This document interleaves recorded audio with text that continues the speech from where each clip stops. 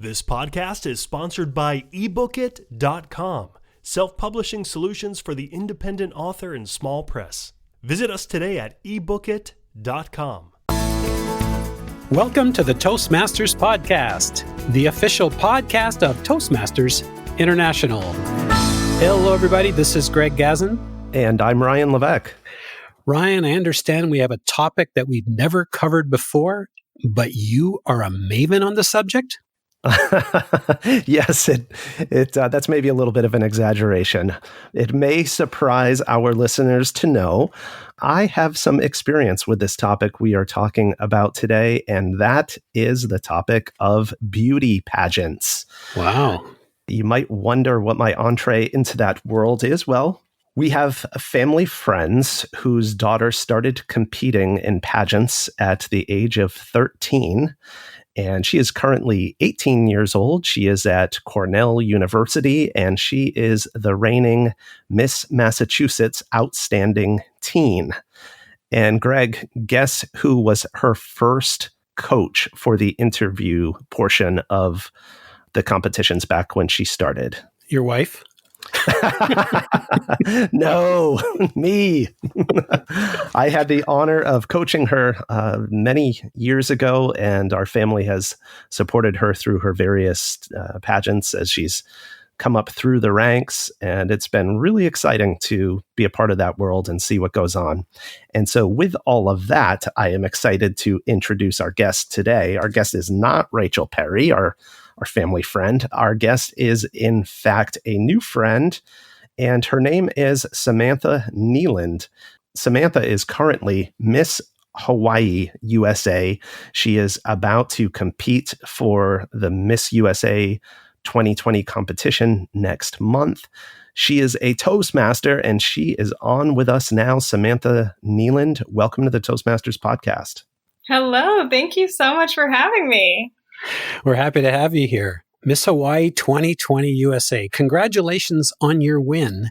What I'd love you to do is describe that moment when they announced your name. Yes. Wow. When I won Miss Hawaii USA, the funny thing is about the pageant, they actually announced the winner for each category before they announced the winner of the entire pageant. And I was just so over the moon because I had won the interview category, which to me was a huge deal. I had never won that in any pageant before. And I just felt like it was all of my Toastmasters experience kind of hitting the roof. Like, this is the cap. I did it. So at that point, I mean, I was happy to win the crown, but I didn't even care because I just was so proud to win the interview. Fantastic. So this was not your first foray into the world of pageantry, I understand, Samantha. I know that you took Miss Teen Hawaii back in the year 2013. So you've been at it for a while. What have you learned over the 7 years of competing in pageants? So much, so much. I think pageantry is really incredible because it gives you the opportunity to learn about yourself, learn what you care about and what you want to give to the community. And then it pushes you to go do all of those wonderful things.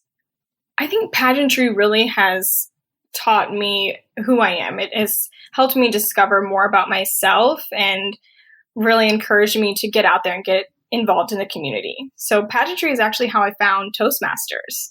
I joined the organization because I wanted to learn how to be a better speaker. And through that, I found my love for public speaking and my love for sharing that knowledge with other people. So I actually started a program called Time to Talk Hawaii, where I would kind of take the skills I learned in Toastmasters and then bring that and teach it to teens. Wow. Samantha, at what point in your journey did Toastmasters come into play? I've been a member of Toastmasters for about 2.5 years now. So after I won Miss Hawaii Teen USA, I kind of took a 5-year break from pageantry. And when I jumped back in and started doing some smaller local pageants, that's when somebody pointed out to me that Toastmasters was a great way to work on your public speaking. And I went, found a club, and I've been super involved ever since. Very cool. So, Samantha, you are actually featured in a member moment in the November issue of the Toastmaster magazine. And that's how you came to our attention. And in that article, it speaks about your Toastmasters journey. And I thought it was really interesting. There was a point that pointed out the most important lessons that you took from Toastmasters. So one of them was managing nerves. And I thought, okay, we've definitely heard that before. Everyone kind of knows Toastmasters for helping people get over the fear of public speaking and deal with nerves. But another point that really caught my attention, it said that you learned to control the room. And I thought that was a really unique way of looking at some of the skills that you can learn from Toastmasters, and wondered if you could say a little bit more about that. What does that look like in practice, and where and how did Toastmasters help you develop that skill? That's such a good question. I actually recently gave a speech on how to serve your audience by releasing the focus off of yourself. So instead of focusing on what you're doing and what you need to do, solely focusing on the audience and what they need from you, what they want to learn, what they need to learn, and how they should feel after you're done speaking to them. So to me, it's so interesting because Toastmasters helps you, yes, with public speaking, but just overall communication.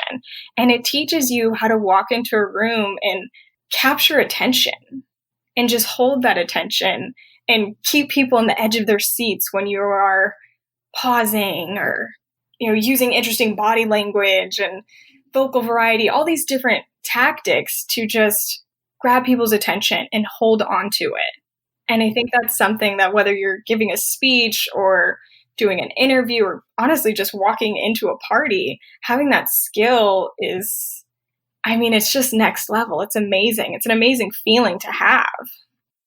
Yeah, I can see, especially when you're coming into a situation as the reigning Miss Hawaii USA, that there's sort of an expectation or attention on you that allows you to kind of naturally walk into that role and be that little bit bigger version of yourself, maybe. But what I'm hearing from you, I think, is that almost by having that experience in the world of pageantry, and as you learned it from Toastmasters, like it allows you to then parlay it into different aspects of life and almost touch back to that experience and bring it into other experiences where you're not leading with the fact that you're a pageant winner. Is that accurate? Yeah, no, I think that's a great way of putting it. It's all connected. I think pageantry is actually all around us. We just don't even realize.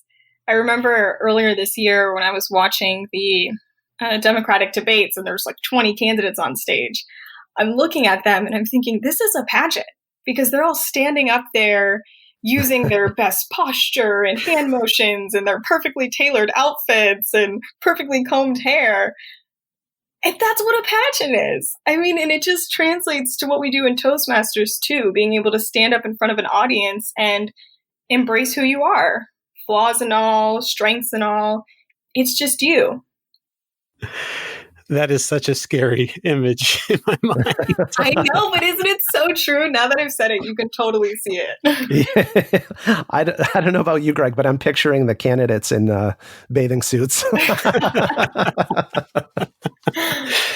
Yeah, that would be an interesting one, especially in places where it's just a little bit cold.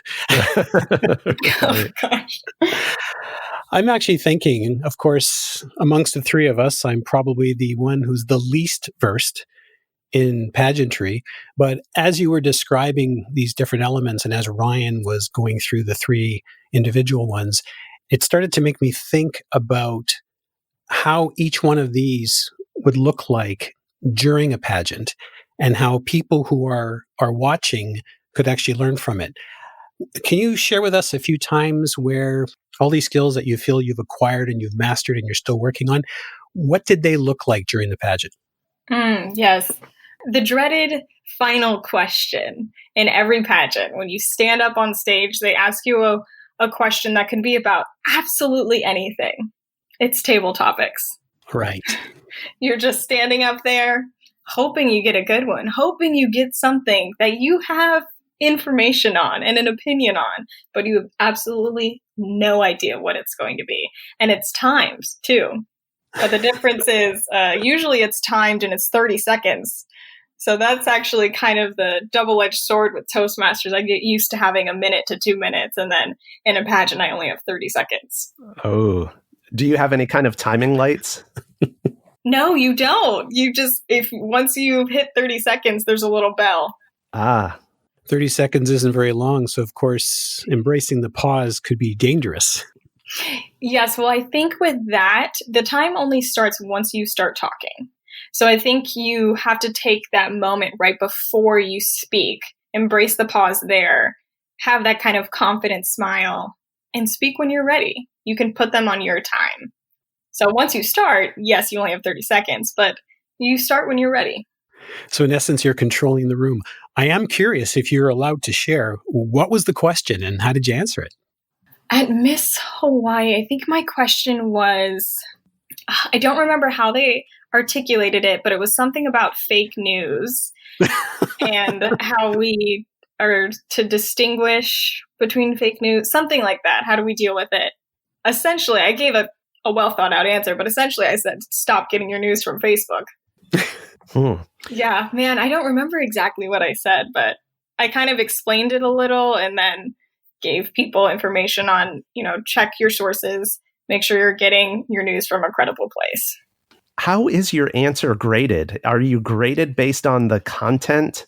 I'm also wondering, let's say it's sort of a hot topic where there might be a dominant, prevailing, more popular opinion, and you came in with the contrarian view.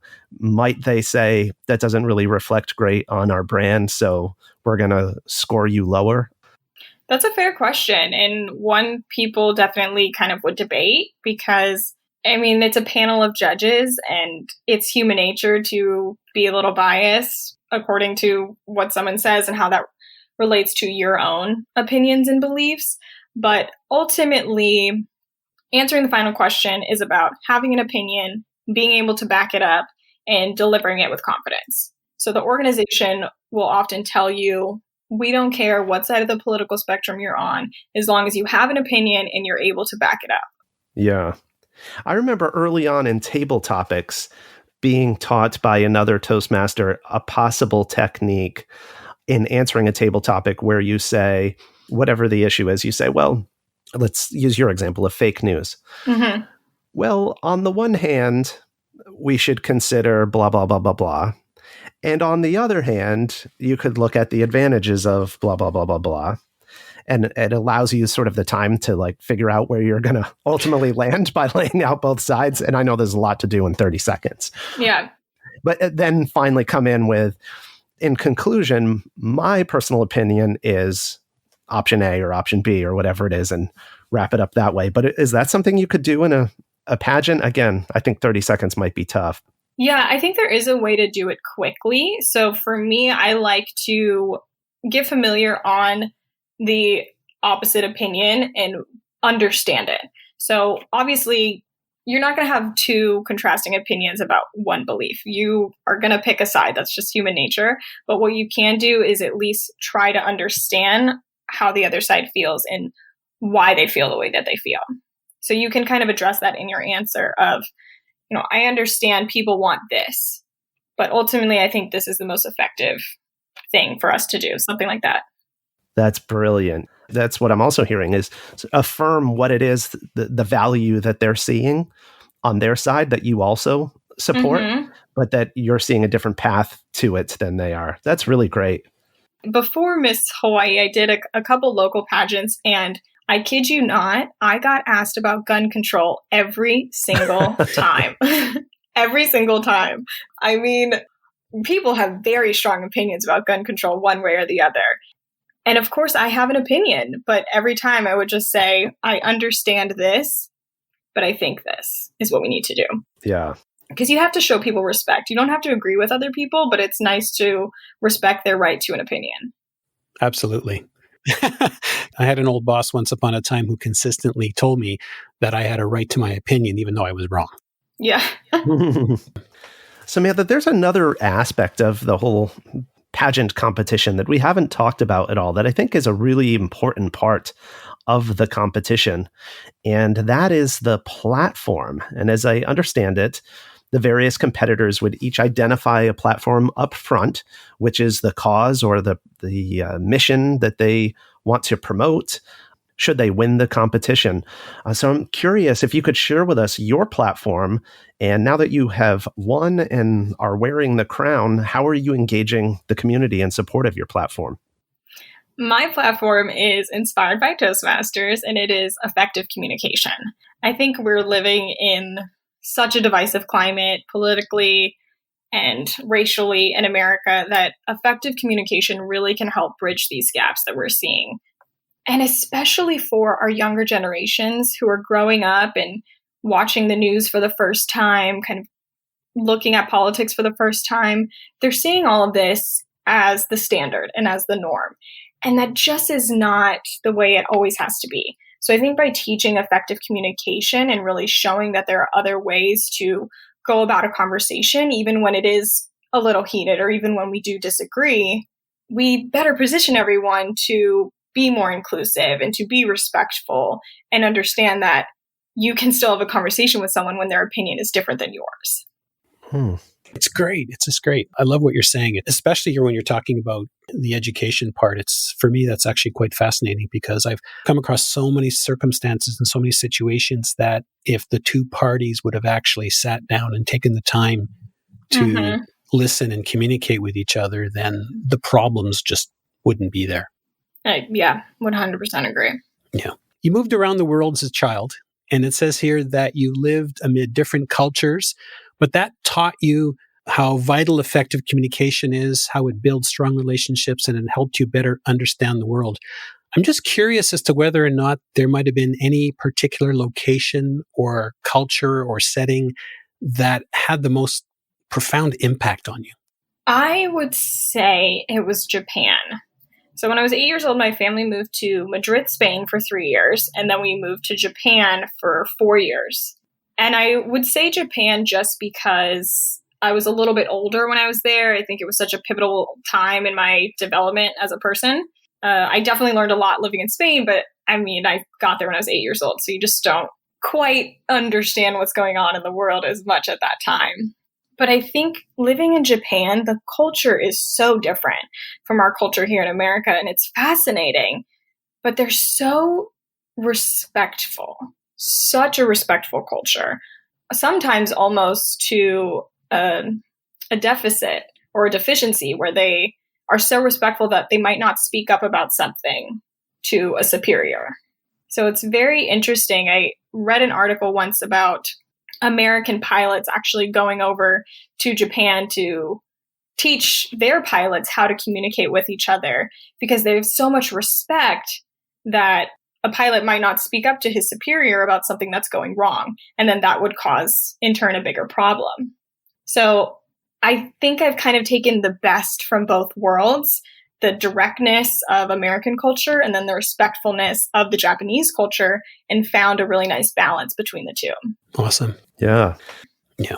Samantha, I'm very curious. In your member moment, it says here that president for the Moana Toastmasters of Hawaii in Honolulu, but you're also the Area B4 director for District 1 in California, and you're still a member of the West Hollywood Toastmasters. How does that work when the two places are like 2,500 miles apart? Well, the short version is I keep getting nominated for roles and then suddenly becoming an officer.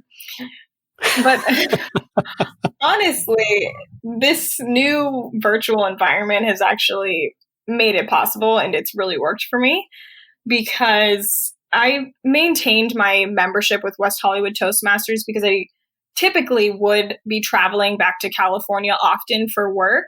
And so when I would be in Los Angeles, I would just go to West Hollywood Toastmasters, and I liked having that freedom. But now that everything's virtual, I'm able to be part of two districts and be equally involved in both of them.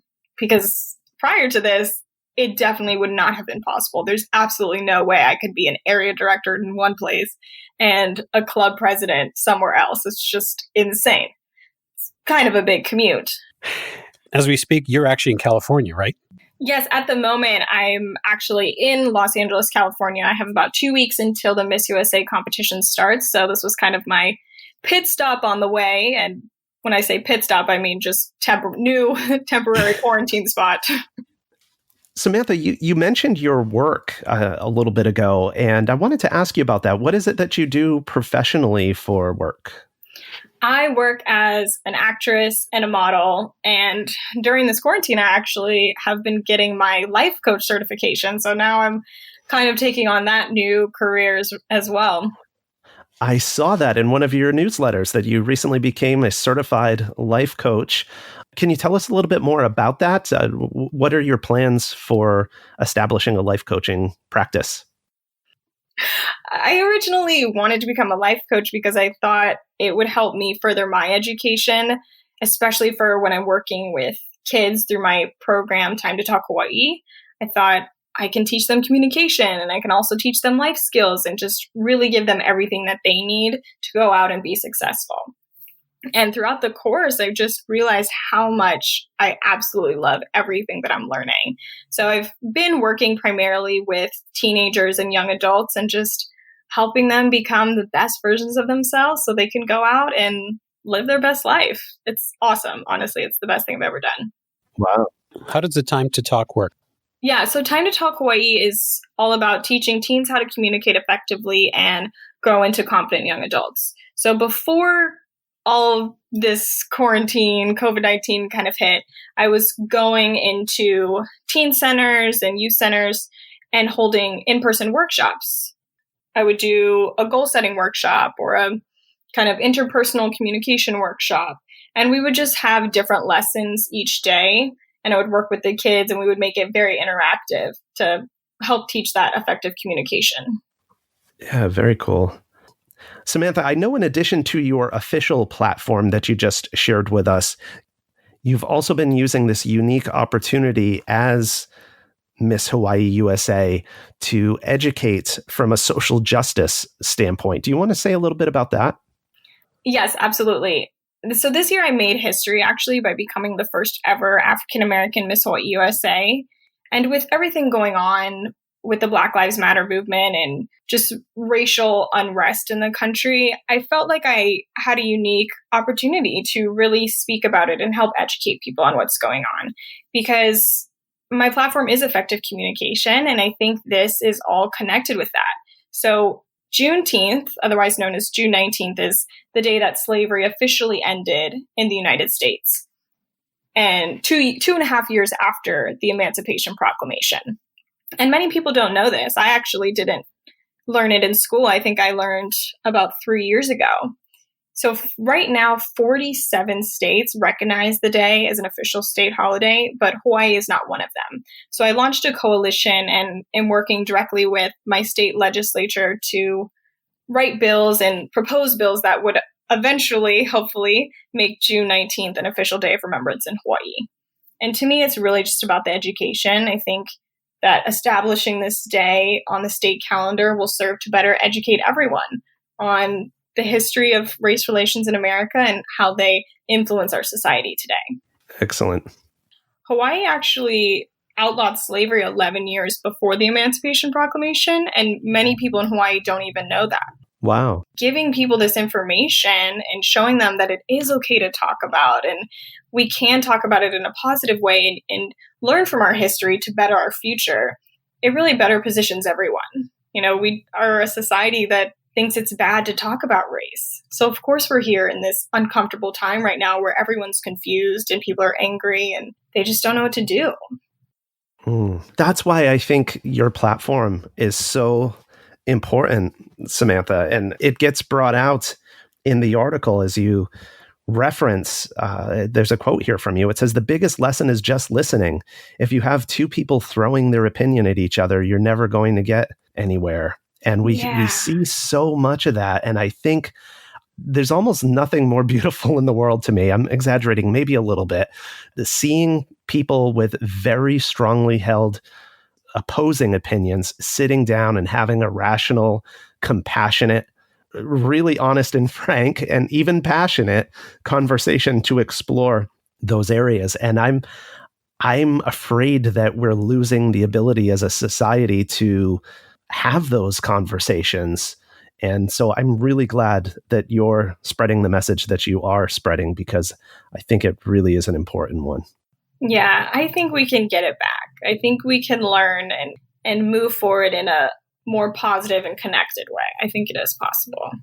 Awesome. Well, I'm grateful to you for being out there carrying that banner. And Samantha, I just want to wish you all of the best in the upcoming pageant in Memphis, Tennessee. Wish you all of the greatest success. Before we let you go, would you like to share with us where our listeners can connect with you, follow your progress, watch your videos? Would you share that with us? Yes, thank you so much for having me. I'm so glad that I got to speak with both of you today. You can connect with me on my website. It's samanthaneyland.com. My email is up there. Videos are up there, information on the pageant, and I do check it regularly. So if you email me through the website, I will get it. Samantha Neyland, thank you very much for spending the time. Again, as Ryan said, we wish you all the best in the pageant and in the future. It's been an absolute pleasure. Thank you so much. Mahalo and aloha. Aloha.